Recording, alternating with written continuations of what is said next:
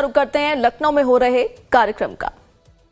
और अपनी विरासत का स्मरण करना, उन पर गौरव की अनुभूति करना तथा उनके प्रति सम्मान और उनका संरक्षण, इसी सोच से प्रभावित होकर इस प्रेरणा स्थल में भारत के 3 ऐसे महापुरुषों की भव्य प्रतिमाएं स्थापित की गई हैं जो प्रेरणा के मूर्त स्वरूप हैं और जिन्होंने आजाद भारत को सम्मान, स्वाभिमान और एक नई पहचान दिलाने का काम किया है।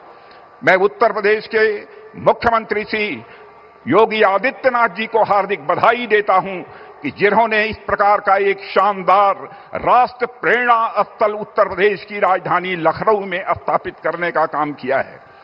इनमें से पहला नाम है डॉक्टर श्यामा प्रसाद जी मुखर्जी, जिन्होंने की भारत की एकता और अखंडता को सुनिश्चित करने के लिए लंबा संघर्ष किया था और साथ ही एकता और अखंडता को सुनिश्चित करने के लिए जम्मू कश्मीर, जिसको धारा 370 के तहत एक विशेष अधिकार प्राप्त था, विशेष दर्जा प्राप्त किया था, उस धारा 370 को समाप्त करने के लिए अपना प्राणों का बलिदान देने का काम किया था। उनके उस संकल्प को भी आजाद भारत में पूरा करने का काम यदि किसी ने किया है तो हमारे प्रधानमंत्री आदरणीय नरेंद्र मोदी जी ने किया है। मेरे बहनों भाइयों, आजाद भारत में यदि हमारे सामने सबसे बड़ी दार्शनिक अवधारणा एकात्म मानववाद और अंत्योदय, इसका विचार प्रस्तुत करने का काम किसी ने किया है तो पंडित दीनदयाल जी उपाध्याय ने किया है।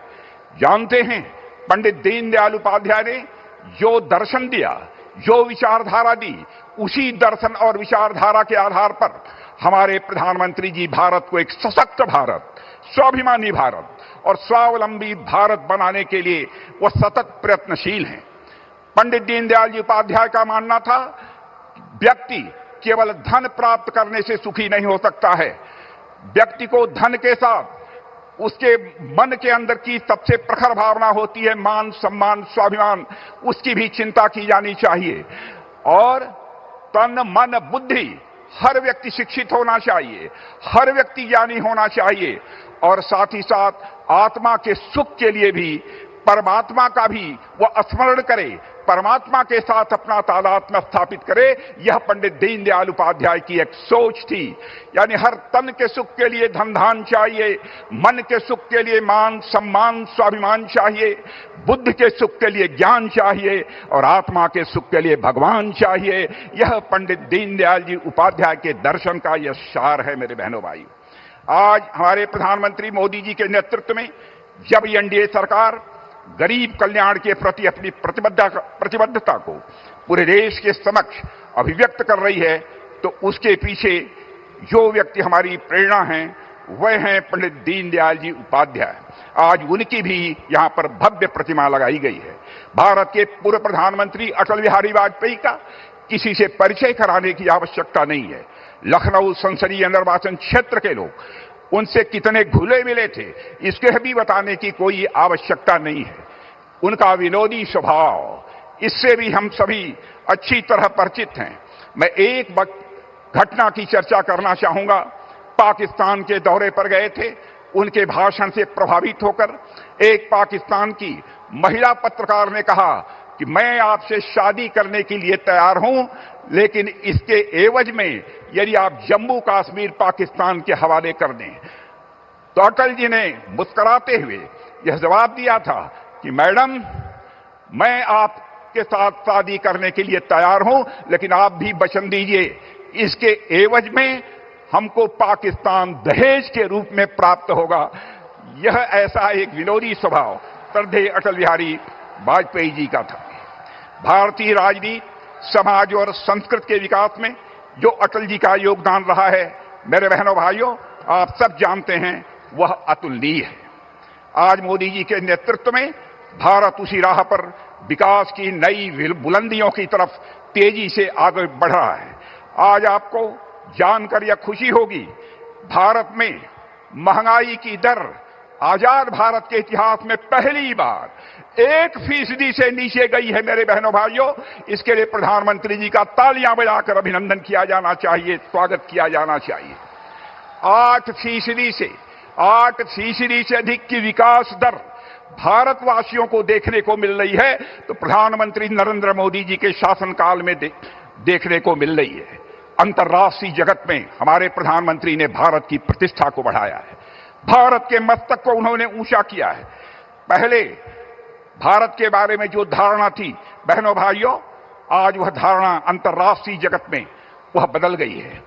अंतर्राष्ट्रीय मंचों पर भारत पहले कुछ बोलता था तो भारत की बातों को जिस गंभीरता पूर्वक लिया जाना चाहिए नहीं लिया जाता था, लेकिन आज हमारे प्रधानमंत्री के नेतृत्व में जब भारत अंतर्राष्ट्रीय मंचों पर बोलता है, सारी दुनिया कान खोलकर सुनती है कि भारत बोल क्या रहा है। यह भारत की हैसियत सारी दुनिया में बनी है। और मेरे बहनों भाइयों, आज डॉक्टर श्यामा प्रसाद मुखर्जी, पंडित दीनदयाल जी और अटल जी ने जिस भारत के निर्माण की प्रेरणा दी थी, उसको साकार करने का काम हमारे प्रधानमंत्री मोदी जी कर रहे हैं। मैं पुनः उनका इस कार्यक्रम में स्वागत करता हूं। और एक जानकारी आप सबको मैं देना चाहता हूं कि हमारे प्रधानमंत्री ने एक बहुत बड़ा काम गांव के लिए किया है, गरीबों के लिए किया है, किसानों के लिए किया है। पहले जो मनरेगा था उसमें तरह तरह की धांधली होती थी, उसके स्थान पर उन्होंने विकसित भारत जी राम जी का एक नया विधेयक संसद में पारित किया है। मेरे बहनों भाइयों, जहां हमारे श्रमिकों को पहले 100 दिन का काम मिलता था, अब 125 दिनों का काम हमारे श्रमिक भाइयों को मिलेगा। मेरे बहनों भाइयों, और साथ ही साथ अस्थायी बुनियादी ढांचों का विकास भी गांव में होगा। इसके लिए भी मैं आप सभी से अनुरोध करना चाहता हूं कि तालियां, हाथ ऊपर उठाकर तालियां बजाकर प्रधानमंत्री का अभिनंदन किया जाना चाहिए, उनका स्वागत किया जाना चाहिए। और आज यहीं पर अपनी बात समाप्त करने से पहले मैं भारत के प्रख्यात मूर्तिकार राम सुतार जी के प्रति भी अपनी श्रद्धांजलि अर्पित करता हूं। और साथ ही मंटू राम जी ने यहां पर जो 2 प्रतिमाएं बनाने का काम किया है, उनके प्रति भी अपना सम्मान व्यक्त करते हुए यहीं पर बहनों भाइयों मैं अपना निवेदन समाप्त करता हूं। आप सबको बहुत बहुत धन्यवाद।